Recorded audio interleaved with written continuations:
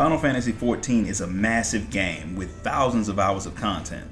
What I'm going to do here is break down some of the major plot points for those of you who want to know more about Eorzea, but may not have time to experience it all firsthand. Today, we're tackling the first part of the Eden's Gate storyline from Shadowbringers.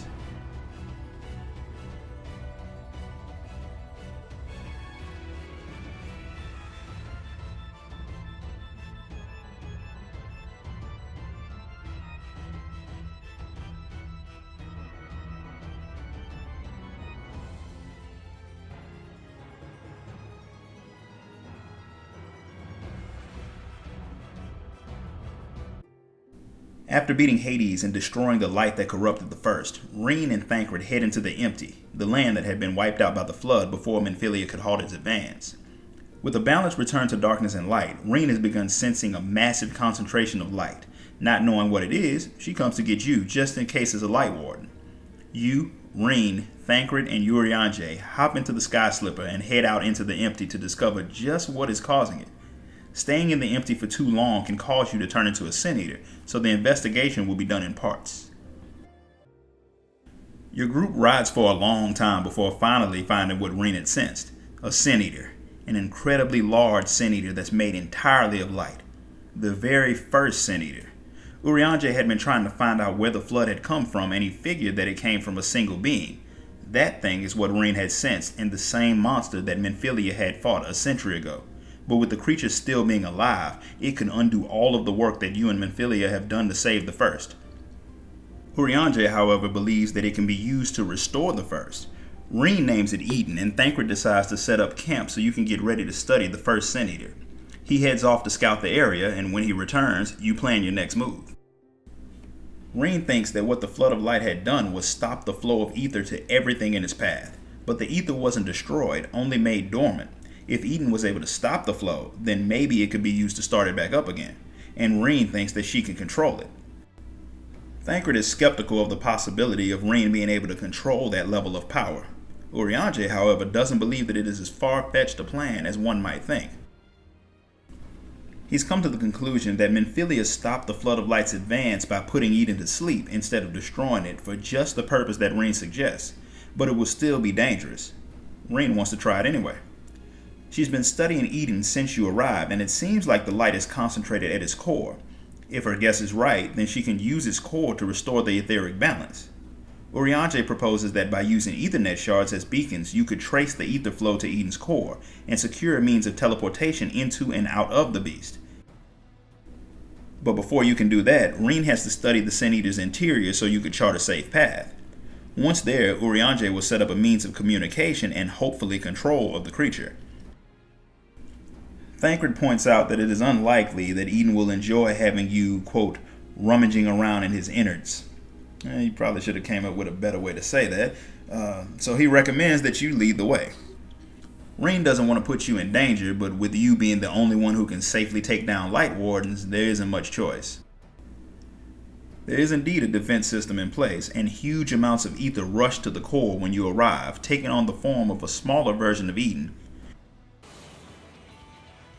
After surviving some attacks that definitely should have killed you, like being shot with an energy beam that literally takes you into another galaxy, you bring down the Guardian. Rean is pleased to see that you didn't absorb any light with your victory, and with the path being clear, you can use Ethernet shards to teleport into the core. True to his word, Eorzea sets up a device so Rean can communicate with Eden, and she jumps right into it. The Sin Eater resists, but Rean fights with it and gains control, even though it did rise into the air and try to fly off. Since there's no rest for the weary, not long after Rean gains control, a whole lot of somethings invade Eden. Thancred and Eorzea head off to deal with the enemies on the inside while you head to the top to fight the big boss, as usual. Eden can manipulate ether to make simple structures, so Rean uses it to make something for you to stand on during your battle. Unfortunately, it can't make any weapons to stop you from having to fight at all, but you have to use what you can get. The attacker is a flying beast holding a warrior in a suit of armor. It's an odd fight filled with strange creatures, but you win, as usual. Thancred and the others meet you up top and inform you that the things that they fought were unlike anything that they'd seen on the first. Before they can say more, the armored warrior gets up and shouts about how she won't let you do something before she clutches her head in pain and passes out. Reen checks to see if she's alive and discovers that she is, but her ether is very strange. Whoever she is, she seemed angered by Reen taking control of Eden. She's not a Sin Eater, but she is very powerful. She could be a dangerous enemy, but she could also hold useful knowledge about Eden. Thancred decides to continue his role as a babysitter by keeping an eye on the girl until she wakes up. But he's not going to bring her to the core since he's pretty sure that was where she wanted to go in the first place. Instead, he takes her to your camp. Meanwhile, you, Reen, and Urianger return to Eden's core, where he tells you what you should already know. The creatures that the girl was summoning were void sent.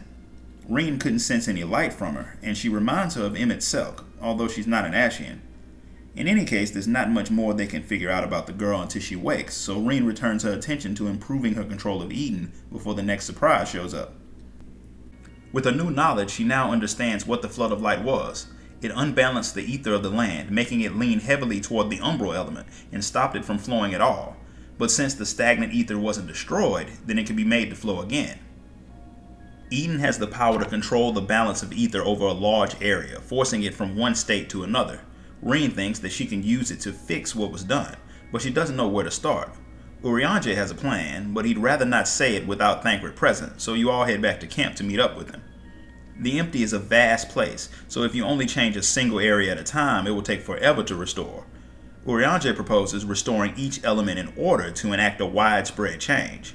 Reen is unclear whether or not Eden can draw out elements one at a time, so Urianger thinks that you should all go to locations that strongly represent the element that you want to restore to help focus Eden's power. All you need to do is draw out the ether, rebalance it, and return it to the land. However, it is possible for the ether to spread out of control, causing a flood of a different type, say a flood of fire or water as opposed to light, which would be just as devastating to the land as what you're already trying to fix. To prevent this, the element must be focused into something, a physical manifestation of each element, so to speak. Sound familiar? If it doesn't, then you probably haven't gotten too far in the game because you spent almost the entirety of A Realm Reborn fighting just that. Primals.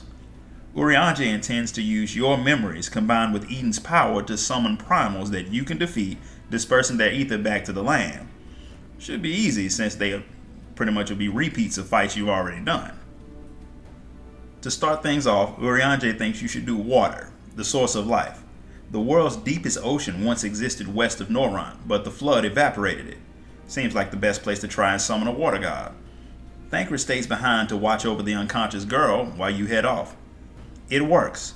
Using your memories, Reen summons Leviathan. Pretty sure you notice that he looks a little bit different than he used to. But different or not, you take him down just like before. Reen, having never seen a primal before, is amazed, but she's confused when you tell her that it wasn't the same as the original. Urianger thinks that since Leviathan of the Source was believed to be a god by the Sahagin who summoned it, he looked different when he was summoned by you. I think the Warrior Light's been in so many fights that he's gotten a bit of brain damage, but that's only a guess. It could explain why he doesn't talk all that much. In any case, you all step outside to see if your plan worked. Beating Leviathan caused a lake to appear. Now that they know that the plan is a good one, the next element that should be restored is earth, so plants will be able to grow. Reen is eager to keep moving, but she's curious about the unconscious girl. Thancred removed her helmet and was surprised to see that the girl was nothing like a normal void scent. She looks to be a normal girl, no older than Reen. Since she's still asleep, Thancred opts to stay with her so he can question her when she wakes up, while you get back to what you're doing. The time has come for the return of one of your worst nightmares from days gone. Titan. Now I can forgive Leviathan's change in appearance. You fought the head and the tail at the same time before, so thinking that it had two heads is plausible. But in what world did Titan go from looking like a Goron from Zelda to a bodybuilding transformer that tries to run you over with a four-wheeler? The Warrior Light has definitely got brain damage. In any case, you take down the new and improved Titan, and when you step outside, the entire landscape has changed. The lands further out from where you are still seem unchanged, but Urianger believes that the reason has something to do with an intersection of ethereal currents in the area, which means that other areas linked to the one you're in should experience a change eventually. Reen's excitement is short-lived though when she collapses in exhaustion. She tries to shrug it off as nothing, but Thancred thinks she needs to rest. Eorzea agrees, but Reen still argues until he reminds her that staying in the empty is still dangerous. She admits that she does feel weird and she decides to leave the empty for a bit. Eorzea plans to stay for a while, studying what you've done. Before she leaves, he urges her not to discuss what she's done in the empty with anyone. Not yet. Reen doesn't want to make a habit of keeping secrets from her friends, a habit that Eorzea needs to break, I think. But she'll do as he asks.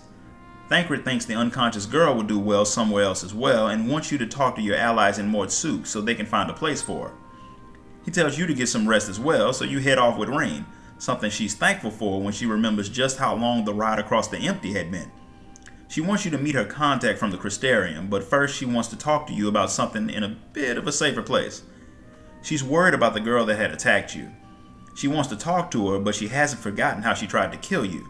If she's wrong and leaving the girl alive ruins what you're working for, then it will be her fault for not acting. You calm her down, telling her that everyone deserves a chance, and if things go wrong, you'll deal with them. But you can't panic before there's actually a reason to.